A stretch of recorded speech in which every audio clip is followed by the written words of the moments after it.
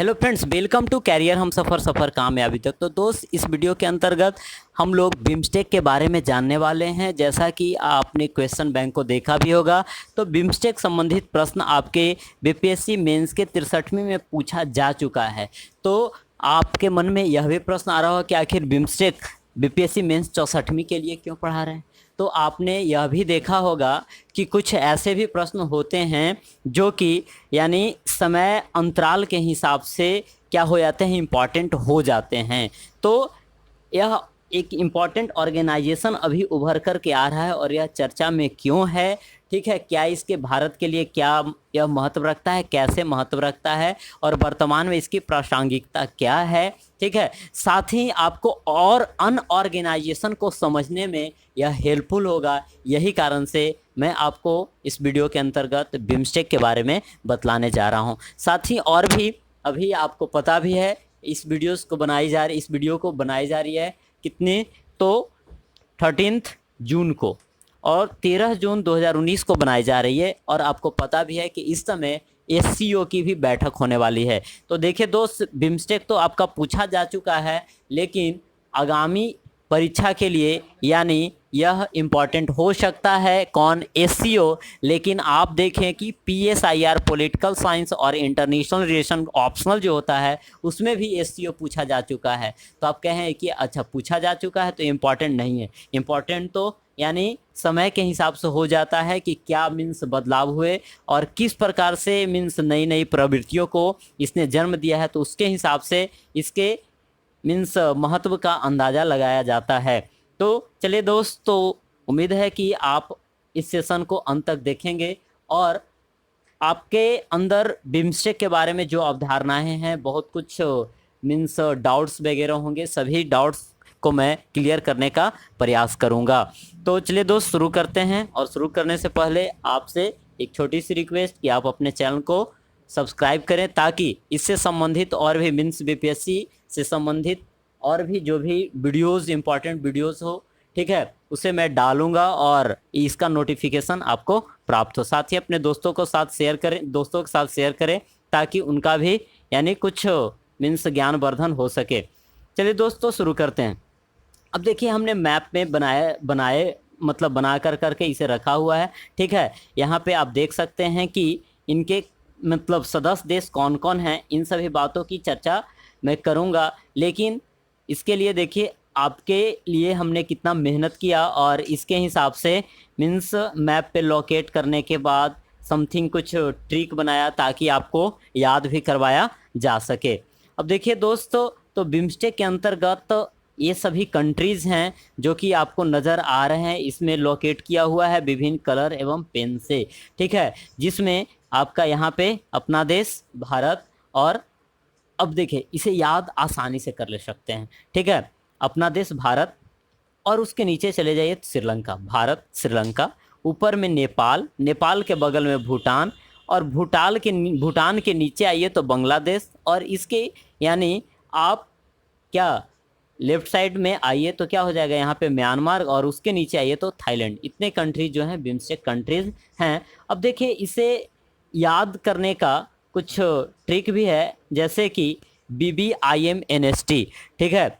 अब देखिए, थोड़ी मजाकिया टाइप का हो सकता है आपको लगे, ठीक है, लेकिन याद करने के ख्याल से इस प्रकार की बनाई गई है, ठीक है, कि आप कि कोई बीबी है तो आप उसे बोल रहे हैं क्या कि baby I am going to Nepal, Sri Lanka and Thailand. Means क्या बोल रहे हैं, अपनी बीबी से बोला कि baby I am going to Nepal, Sri Lanka and Thailand. Means आपका इंटरनेशनल टूर है और इस जगह पे आप क्या करने जा रहे हैं, घूमने जा रहे हैं। तो आप अपनी बीवी से क्या कर रहे हैं, संबोधन कर रहे हैं। तो आप इस प्रकार से याद रख सकते हैं, ठीक है। यानी बी से हो गया बांग्लादेश और भूटान हो गया, आई से अपना देश इंडिया हो गया, एम से म्यांमार, एन से नेपाल, एस से श्रीलंका और टी से हो गया आपका थाईलैंड हो गया, ठीक है। तो इस प्रकार से आप ट्रिक्स के माध्यम से याद रख सकते हैं, क्योंकि दोस्त एग्ज़ाम नज़दीक है और एग्ज़ाम के समय होता क्या है कि कौन से बिम्स्टेक कंट्रीज़ हैं, कौन से सार्क कंट्रीज़ हैं, कौन से आसियान कंट्रीज़ हैं, इन सभी के बारे में कन्फ्यूज़न हो जाता है।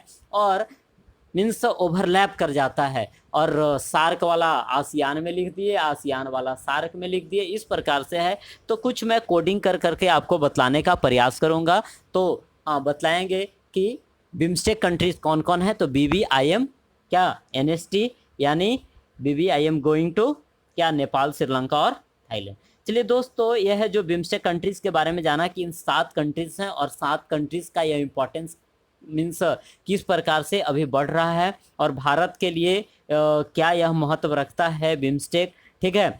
तो इन सभी बातों के बारे में हम चर्चा करेंगे। अब देखिए, सबसे पहले किसी भी ऑर्गेनाइजेशन के बारे में जानने से पहले उसका बैकग्राउंड जानना होता है कि आखिर क्यों अस्तित्व में आया, और इसका इस्टेब्लिशमेंट है जो क्यों हुआ, ठीक है। तो आपको पता भी होगा कि 1990 के दशक में 90s में क्या हुआ था, ग्लोबलाइजेशन की प्रोसेस आई, यानी वैश्वीकरण की प्रक्रिया हुई, और उस वैश्वीकरण की प्रक्रिया के कारण से यानी भारत एवं उसके जो भी पड़ोसी देश थे, अर्थात दक्षिण एशियाई जो देश थे, ठीक है, ऐसे भी ये सब गरीब कंट्रीज़ के रूप में यानी गरीब देश के रूप में आते हैं। तो इनकी स्थिति, आर्थिक स्थिति क्या हो चुकी थी, दयनीय हो चुकी थी। अतः यानी इनका व्यापार भी मीन्स बड़े बड़े कंट्रीज से होने के कारण से अधिक टैक्स चुकाने पड़ते थे, और मीन्स आयातित जो सामान होते थे, ठीक है, वो महंगे होते थे। तो ऐसी अवस्था में यानी क्या किया गया, सर्वप्रथम यानी बिस्ट BIST यानी 4 देश मिलकर करके, बी से आपका हो गया क्या चीज, बांग्लादेश, आई से इंडिया, श्रीलंका, थाईलैंड, ठीक है।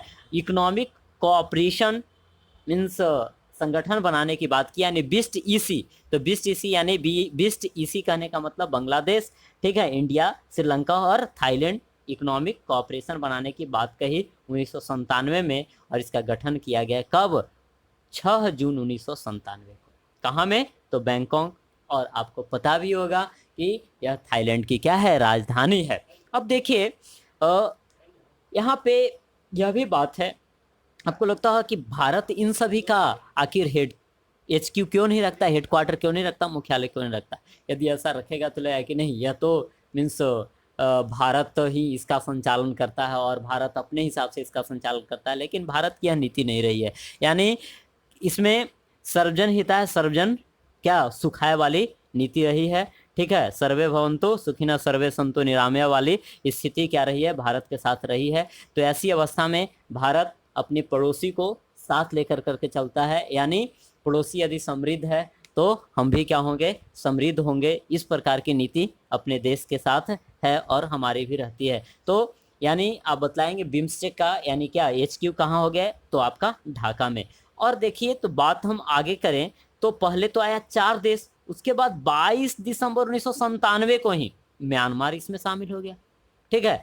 और उसके बाद की हम बात करें तो म्यांमार के बाद यहाँ पे नेपाल को 1998 में वो ऑब्जर्वर स्टेट बनाया गया, ठीक है। और फरवरी 2004 में जब नेपाल ऑब्जर्वर बनाया गया, उसके बाद यानी स्थिति को देखते हुए नेपाल एवं भूटान को क्या किया गया, उसमें शामिल कर लिया गया। और पहले तो यानी बिम्स्ट मिले तो 5 देश हो गए, अब नेपाल एवं भूटान के मिलने के कारण से अब कितने देश हो जाएंगे भाई, तो अब 5 और प्लस में 2 देश यानी 7 देश हो गए। तो यहाँ से अब तो क्लियरेंस मिल चुकी है कि बिम्स्टेक में कितने कंट्रीज हैं, तो 7 कंट्रीज हैं, जिसका हेड क्वार्टर बांग्लादेश में, बांग्लादेश की राजधानी ढाका में है, और बैंकॉक में इसकी स्थापना 1997 में हुई थी। अब देखिए, सदस्य राष्ट्र की हम बात करें तो 7 कंट्रीज हैं इसमें, और इसके अंतर्गत हम बात करें तो आप लोकेशन को देखें तो अपना देश जो भारत है ये है जो साउथ एशिया में पड़ता है, ठीक है। और यह वाली जो है इधर यानी यहाँ भारत के बाद यानी यह तो साउथ में है ही, लेकिन यह है जो ईस्ट वाले पोर्शन में आ जाते हैं।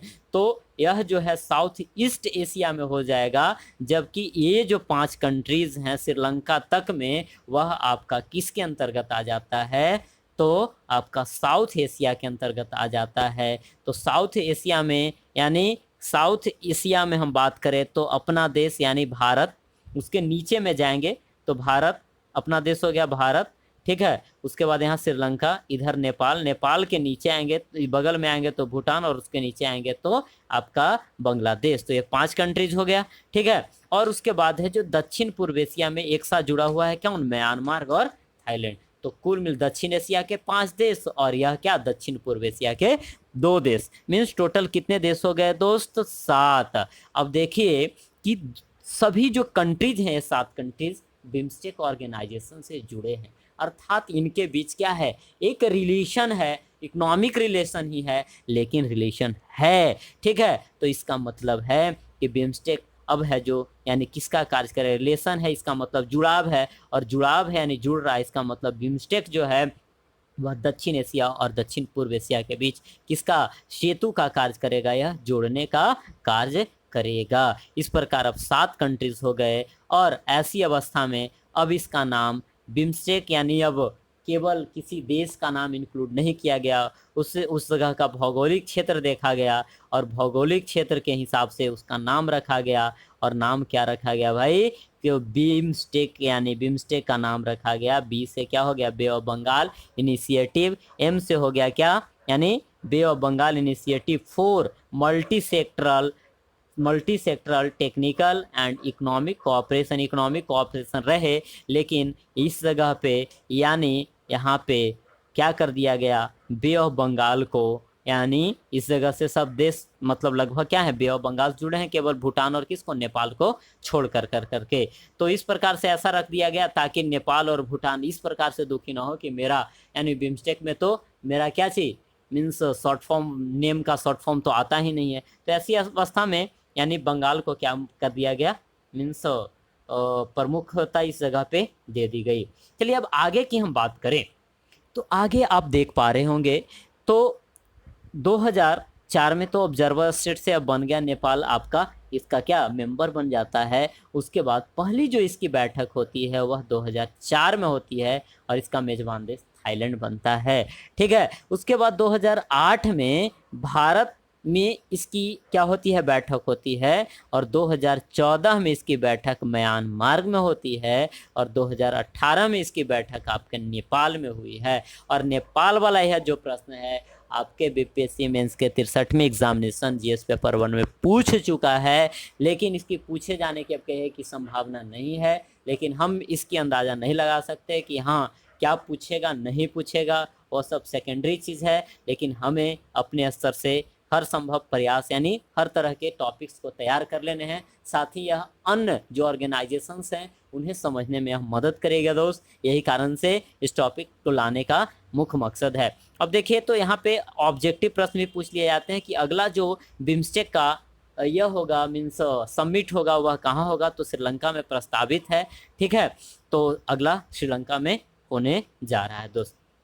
चलिए अब देखिए बात हम करें कि अभी तत्कालीन चर्चा में क्यों है। जनवरी में तो हो चुका है लेकिन अभी तत्कालीन और भी चर्चा में क्यों है? ठीक है, तो आप बात करें गोवा सम्मेलन। अब देखिए बिम्स्टेक जो है माना जा रहा है कि सार्क और आसियान जो कंट्रीज हैं, ठीक है, उसके विकल्प के रूप में आ रहे हैं। सार्क और आसियान के विकल्प के रूप में, यानी सार्क और आसियान से भारत यानी मुंह मोड़ रहा है। इसके पीछे विभिन्न प्रकार के क्या है? इकोनॉमिक कारण है, साथ ही और भी कूटनीतिक कारण कह सकते हैं। चीन को काउंटर करने की मीन्स नीति कह सकते हैं। और देखेंगे सभी उन सभी कारणों को, उन सभी पहलुओं पे हम लोग विचार करने का प्रयास करेंगे, जिसके लिए यानी भारत का जो झुकाव है यानी पहले बिम्स्टेक की ओर नहीं था, लेकिन क्या ऐसा हो गया जिससे यानी भारत का झुकाव सार्क से यानी ESCO से, सार्क से, आसियान से मीन्स है तो रिलेशन तो है, लेकिन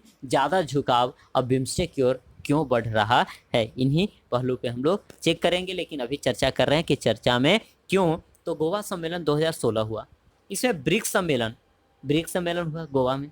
अब देखिए पहले जो कुछ भी होता था तो सार्क कंट्रीज के सदस्यों को बुलाया जाता था। यहाँ तक आपको पता होगा कि 2014 में मोदी जी जब शपथ ग्रहण ले रहे थे, यानी शपथ ग्रहण उनकी समारोह थी, तो सार्क कंट्रीज के जो मीन्स हेड थे उन्हें क्या किया गया था? बुलाया गया था। जबकि इस बार 30 मई, यही मुख्य चर्चा का कारण है दोस्त, कि 30 मई 2019 को लेटेस्ट मैं बात बतला रहा, आज से लगभग 14-15 दिन पहले की बात है, जो कि आप जान भी रहे होंगे। ठीक है, तो इस जगह पे सार्क कंट्रीज के सदस्य को ना बुला करके क्या किया गया? बिम्स्टेक कंट्रीज को बुलाया गया, लेकिन यहाँ पे 2 कंट्रीज को छोड़ दिया। और ये 2 कंट्री जो थे, एक श्रीलंका और दूसरा मालदीव। ठीक है, तो आप कहें कि इन दोनों को छोड़ क्यों दिया गया? तो यहाँ पे हम बात कर रहे हैं कि यहाँ मालदीव तो खैर उसकी बात यहाँ से इस जगह से अलग हो जाती है, लेकिन उसकी यहाँ पे इससे संबंधित इम्पोर्टेंस है। लेकिन श्रीलंका बिम्स्टेक कंट्री में तो है, लेकिन इसे बुलाया नहीं गया। लेकिन आपको यह भी पता होना चाहिए कि प्रधानमंत्री ने क्या किया, श्रीलंका और मालदीव का दौरा भी किया। ठीक है, और यह जो है आपका किसकी तरह, यानी पड़ोसी पहले की नीति है। ठीक है, और इंडियन ओशन आउटरीच जो मीन्स एजेंडा बनाया गया है उसके तहत की नीति है, ताकि सभी, मान लिया कि इन्हें बुलाया नहीं गया किसी कूटनीतिक कारण से, लेकिन फिर भी इनसे संबंध बेहतर करने का निरंतर प्रयास क्या है, जारी है। तो इन सभी बातों से बिम्स्टेक चर्चा में आया, यानी बिम्स्टेक कंट्रीज को क्या किया गया, मीन्स 16 में ब्रिक्स का सम्मेलन था, लेकिन बिम्स्टेक के सदस्य को बुलाया गया। ठीक है, और उस प्रकार से आप देख भी सकते हैं, इस प्रकार से आपके ये जो सदस्य आपको नज़र आ रहे हैं स्क्रीन पे, ये सभी बिम्स्टेक कंट्रीज़ का इस जगह पे आपको झंडा भी नज़र आ रहा है। यह Bangladesh, Bhutan, India, Nepal, Myanmar, Thailand और श्रीलंका। ठीक है, लेकिन श्रीलंका को मोदी जी के शपथ ग्रहण समारोह में बुलाया नहीं गया, लेकिन बाद में श्रीलंका वे खुद पहुंच गए। तो इससे बड़ी बात और क्या हो सकती है। ठीक है, तो ये मोदी जी इस बार शपथ ग्रहण समारोह यानी रामनाथ कोविंद जी ने शपथ क्या कर रहे हैं, दिलवा रहे हैं। तो यह है जो चर्चा का कारण रहा दोस्त। और आपको इससे पता चल रहा होगा कि 2014 में यानी सार्क के क्या चीज राष्ट्राध्यक्षों को बुलाया गया था, लेकिन इस बार क्या किया गया, बिम्स्टेक को बुलाया गया। इससे साफ पता चलता है कि भारत की जो मीन्स झुकाव है वह सार्क से किसकी ओर है, बिम्स्टेक की ओर है। अब आगे की हम बात करें तो बिम्स्टेक की क्या हैसियत है पूरे विश्व में। नहीं, किसी से पूछा जाता है कि आखिर तुम्हारी औकात क्या है। ठीक है, तो बिम्स्टेक की क्या औकात है, तो आप इसकी औकात की अंदाज़ा निम्न आंकड़ों से लगा सकते हैं। यानी इसकी जो वैश्विक आबादी है, ठीक है, वह 22% हिस्सा है। इसमें कहें कि इसमें तो सबसे बड़ा तो अपना ही देश भारत हो गया भाई। ठीक है, 17.5% पूरा विश्व का जनसंख्या तो यही अपना ही देश कवर कर लेता है। तो बाकी यानी बड़ा, सबसे बड़ा, चाहे जीडीपी में कह लीजिए, तो जीडीपी में इसका योगदान जो है पूरे विश्व के जीडीपी में वह 3.5 ट्रिलियन डॉलर है। ठीक है, जबकि इस यहाँ जो लोग निवास करते हैं 1.5 बिलियन लोगों का बिम्स्टेक जो क्षेत्र है, यानी बे ऑफ बंगाल वाले जो क्षेत्र हैं, वो 1.5 बिलियन लोगों का यह क्या है, घर है।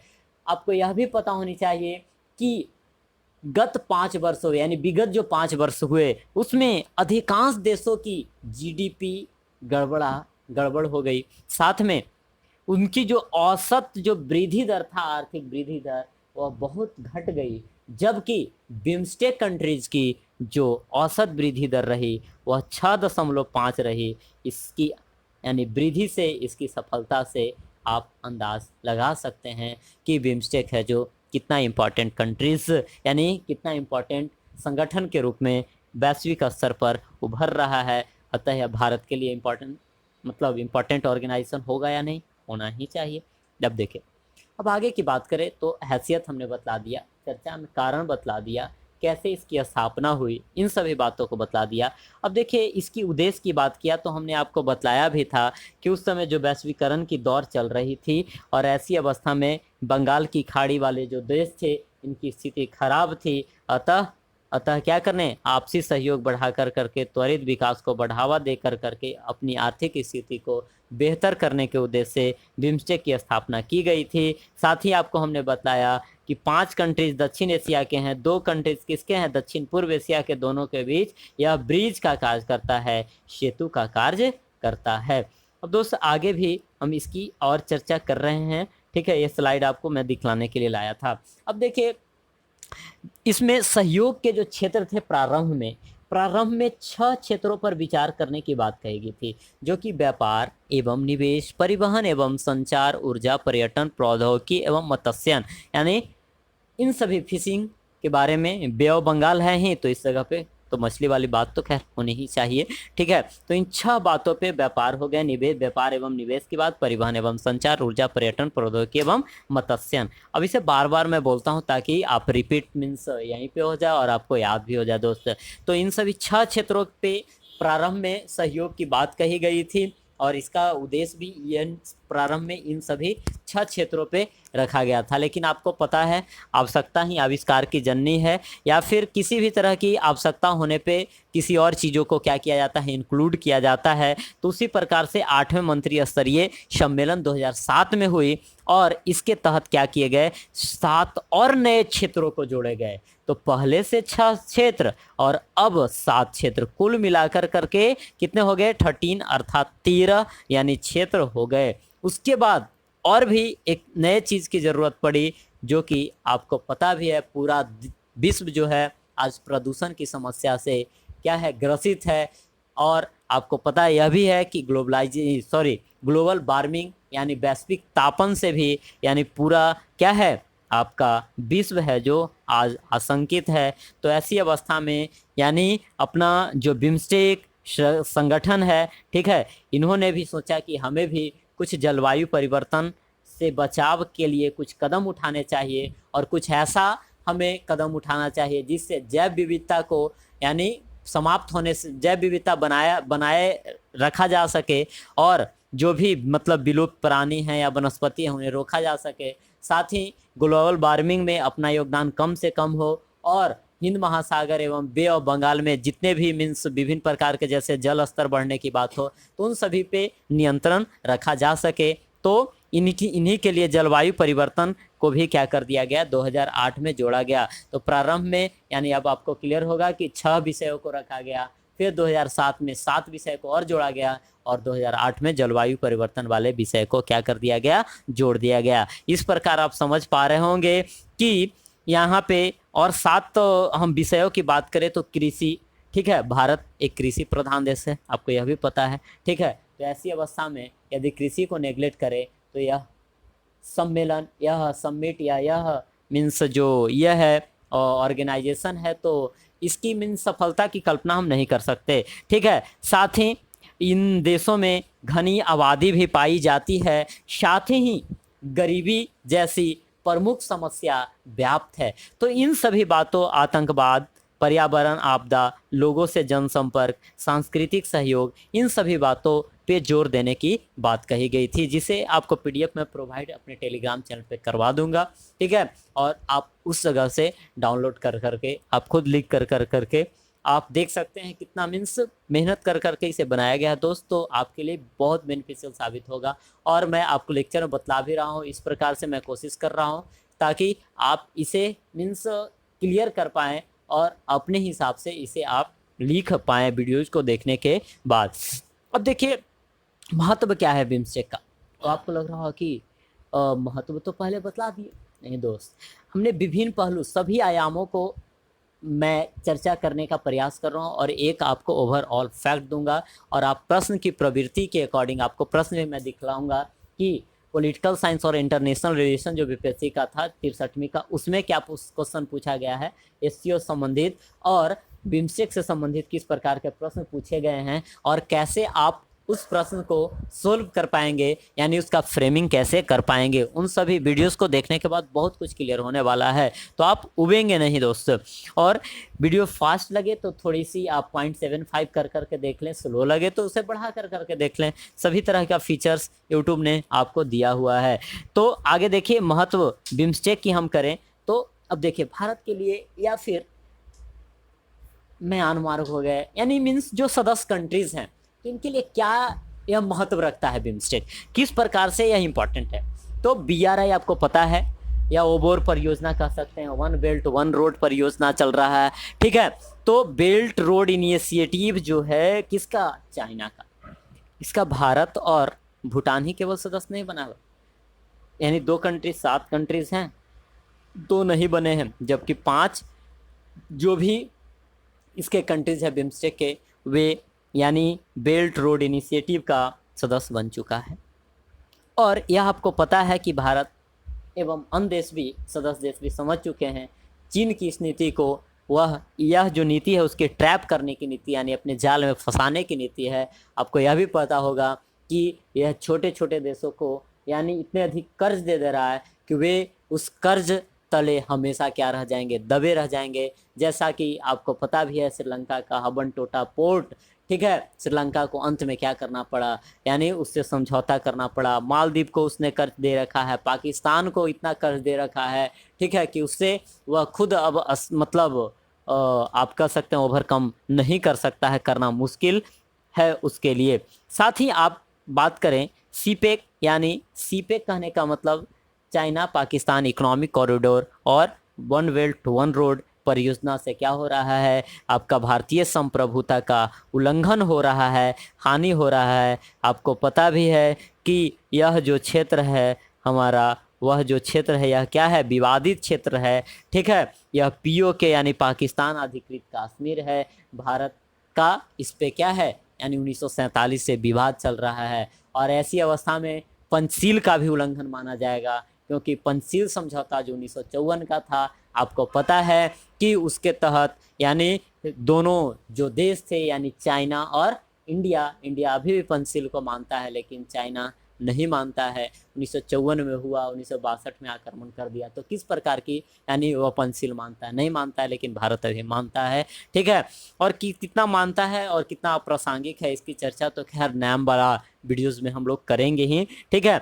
लेकिन इसमें आप देखिए कि इस जगह से जा रहा है तो हमारे क्षेत्र से आप गुजार रहे हैं, तो ऐसी अवस्था में वो भी बिना मेरी मंजूरी की, ठीक है, तो ऐसी अवस्था में यह हमारी संप्रभुता का क्या है, उल्लंघन है, ठीक है। यह मेरे क्या चीज़ राष्ट्रीय हित को खतरा पहुंचाने जैसा है, तो ऐसी अवस्था में यह भारत के लिए क्या है, यहाँ पे सही नहीं है सीपेक। अतः इसे काउंटर करने की नीति बिम्स्टेक माना जा सकता है। बिम्स्टेक की तरफ भारत की झुकाव की और भी हम बात करें तो भारत नेवर फर्स्ट पॉलिसी को अपना चुका है, पड़ोसी पहले की नीति को अपना चुका है। यदि हमारा पड़ोसी सही रहेगा तो हम क्या रहेंगे, सुरक्षित रहेंगे। यदि हमारा पड़ोसी सही नहीं रहेगा तो हम कभी सुरक्षित नहीं रह सकते।